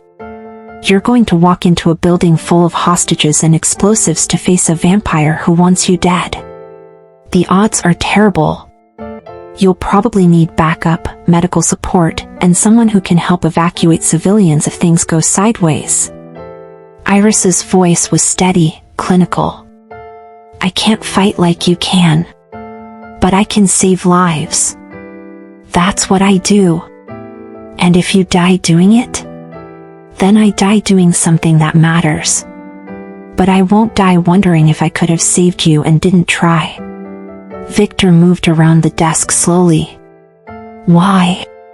Why would you risk everything for me? After what I said to you? Because you were lying. Iris's hand came up to his face. You were trying to push me away to protect me, and I understand that. I even understand why. But Viktor, I need you to hear me. I would rather face danger with you than safety without you. That's my choice. Mine. Not yours. Iris. I love you. She said it again, firmer this time. I love your brooding and your overprotectiveness and your terrible attempts at braiding hair. I love how gentle you are with Mira and how you pretend not to care but you feel everything so deeply it's breaking you. I love you, and I'm not going to let you die alone because you think that's what you deserve. Viktor's forehead dropped to hers. I don't know how to do this. How to let you in and not destroy you. You start by trusting me. By believing I'm strong enough to stand beside you. You are. God, you are. That's not the question. Then what is? Viktor pulled back, meeting her eyes. What if I fail? What if I can't save those children? What if Marcus hurts you, or Mira, or... What if you succeed? Iris countered. What if we walk in there together and save everyone? What if we win, Viktor? What if, for once in 500 years, the people you love don't die? The hope in her voice was terrifying. I can't promise that. I'm not asking for promises. I'm asking for a chance. She took his hands. Fight with me. Not for me, not instead of me. With me. As partners.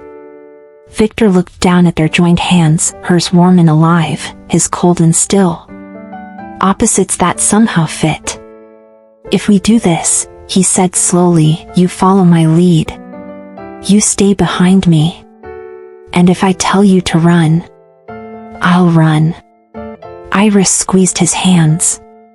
But only if you're running with me. A smile tugged at Viktor's lips despite everything.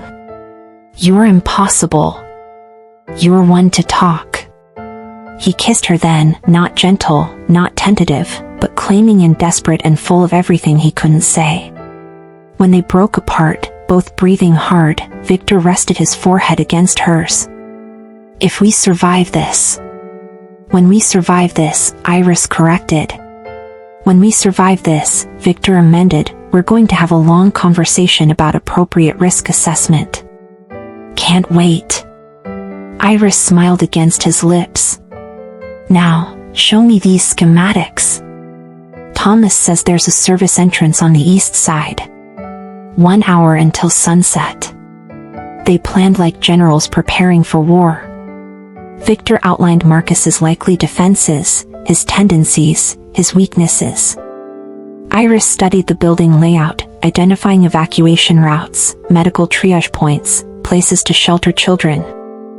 Thomas coordinated the support team. They'd be outside the perimeter, ready to extract hostages the moment the explosives were neutralized. Mira sat in the corner, watching them work with solemn eyes. "Mira," Viktor said as they prepared to leave. "You're staying here with Thomas. It's not negotiable." For once, Mira didn't argue.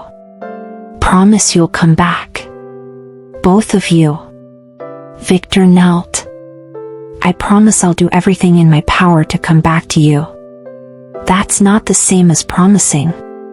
"No, it's not. But it's the truth.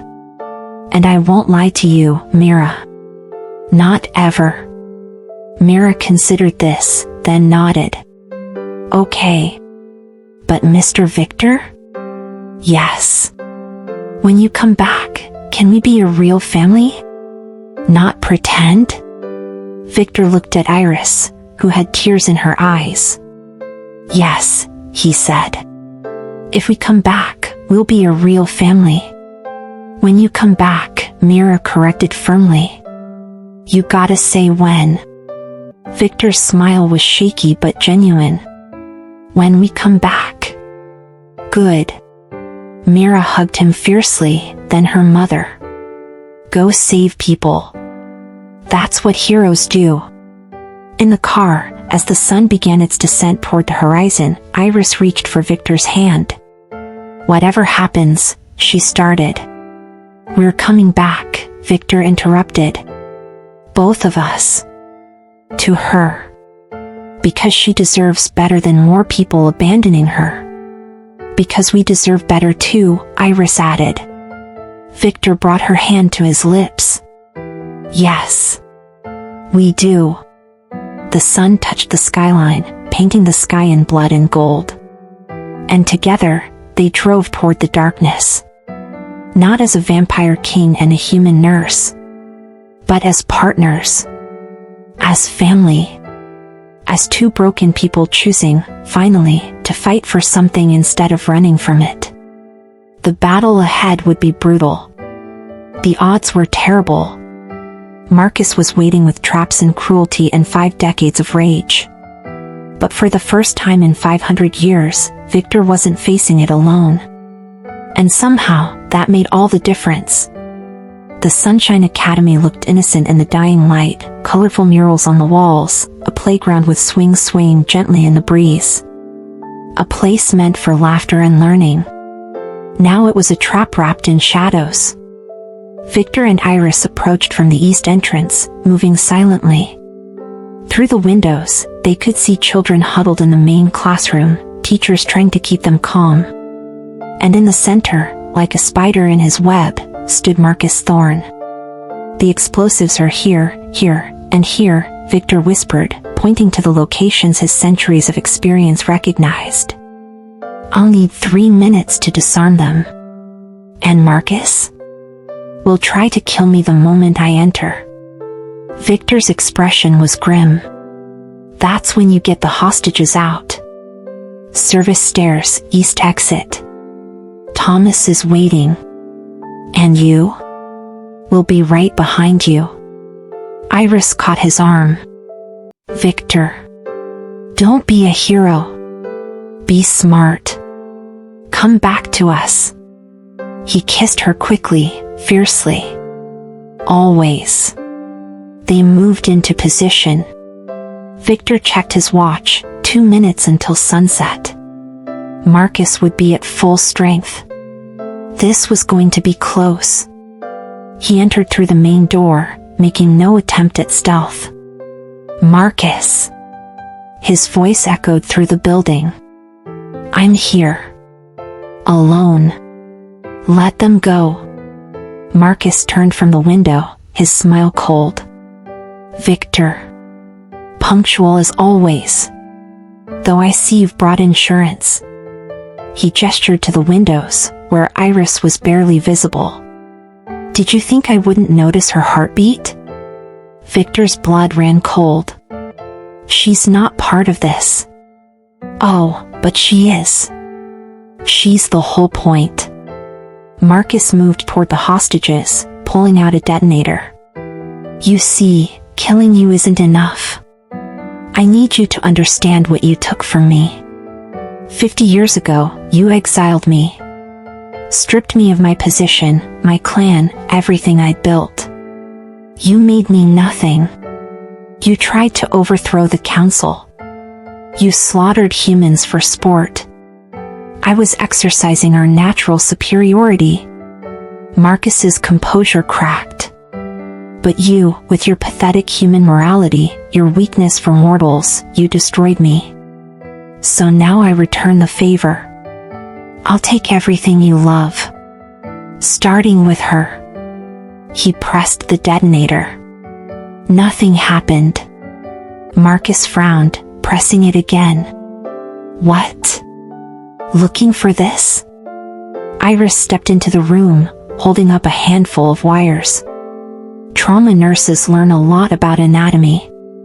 Turns out, bomb anatomy isn't that different. You just have to know what to cut. Viktor's heart swelled with pride and terror. Iris, get out of here. Marcus moved with vampiric speed, grabbing Iris by the throat. Clever girl. But not clever enough. Now. Iris choked out. The windows shattered. Thomas and his team poured in, evacuating hostages with military precision. Children screamed as teachers rushed them toward the exits. But Viktor only saw Iris, struggling in Marcus's grip, her face turning red. The same way his daughter had struggled, dying in his arms 5 centuries ago. The same way his wife had gasped for breath as his blood poisoned her system. History repeating. Always repeating. No. Something broke in Viktor, not his heart, but the cage around it. 500 years of guilt, of fear, of holding back. He moved faster than he ever had, driven by something beyond vampiric power. Driven by love.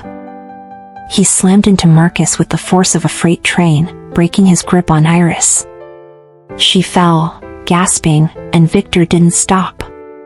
Every ounce of rage, every century of loss, every moment of love he discovered in the past 2 weeks, he channeled it all into pure, devastating force. You don't get to take her from me. Viktor's voice was thunder and fury. Not her. Not Mira.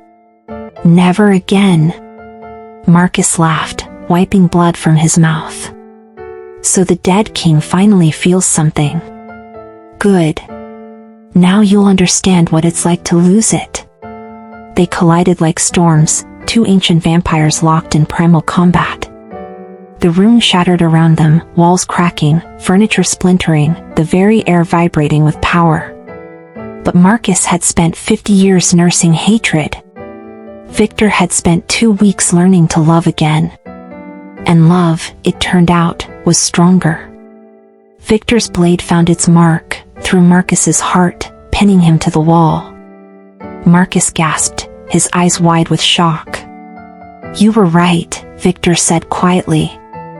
I finally feel something. And it's worth fighting for.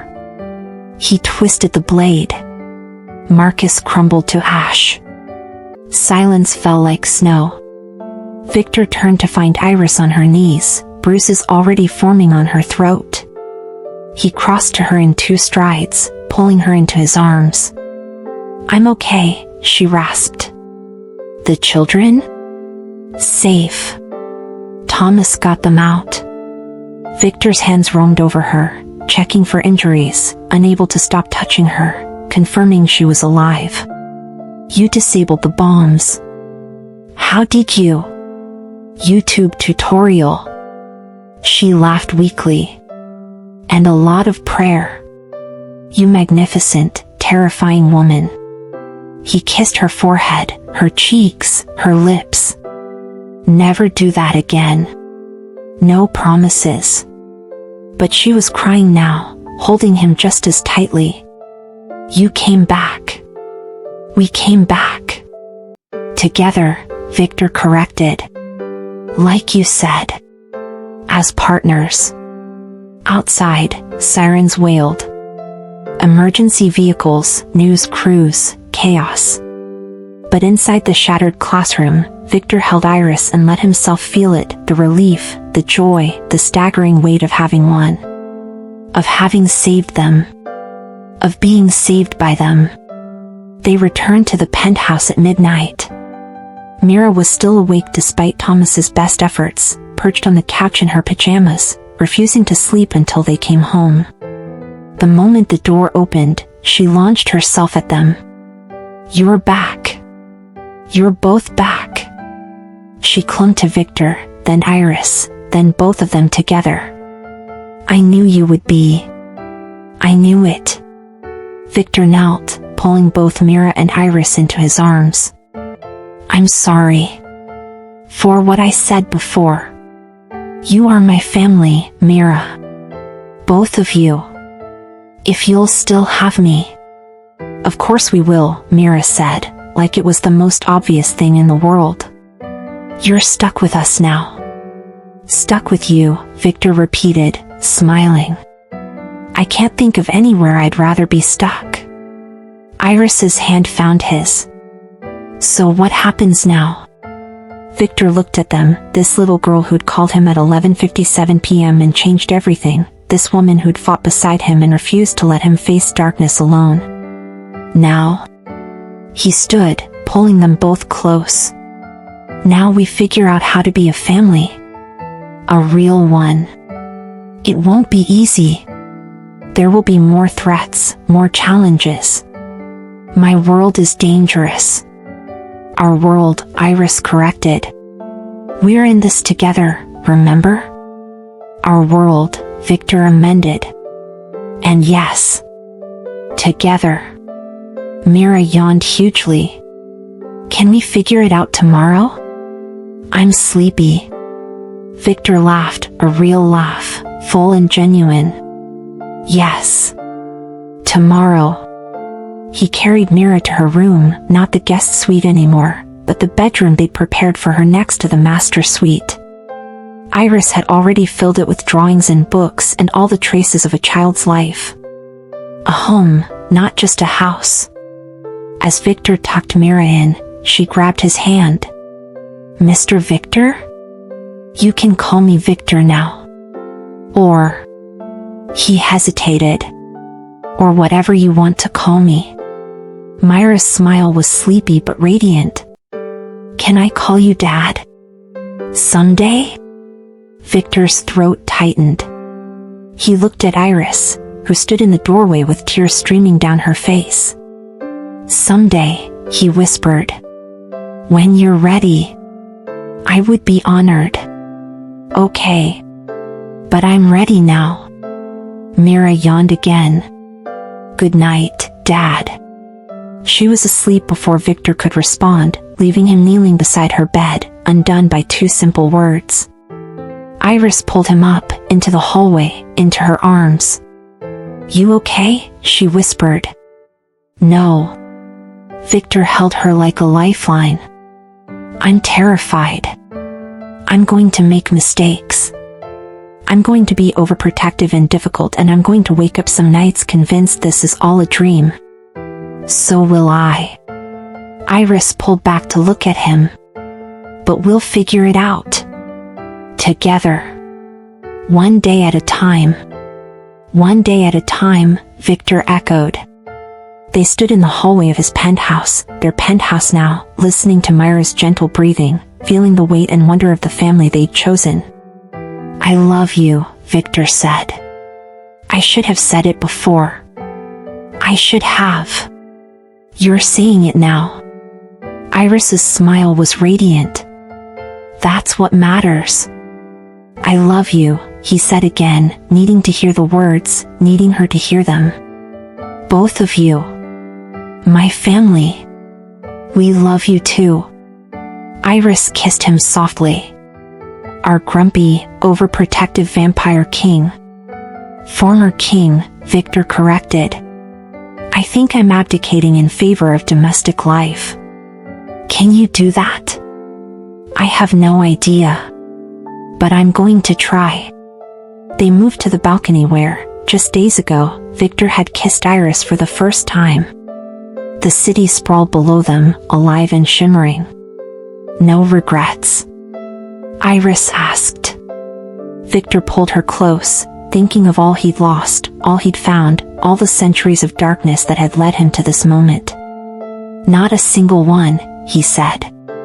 And as the city slept below and his family rested safe inside, Viktor Coldwell, 400-year-old vampire, former king, new father, let himself believe in happy endings. In second chances. In love that lasted.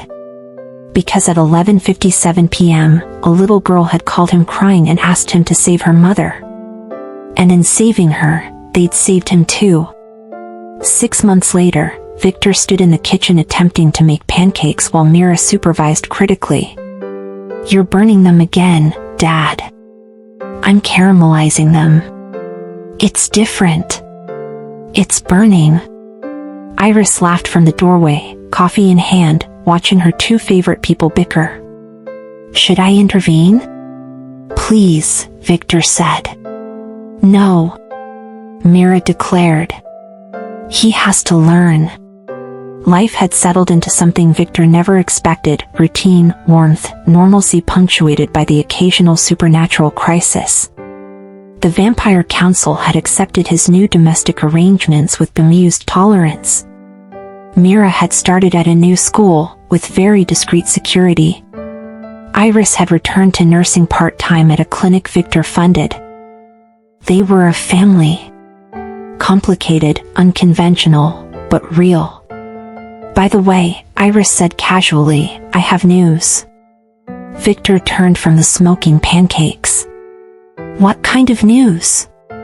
Iris's smile was mysterious and radiant.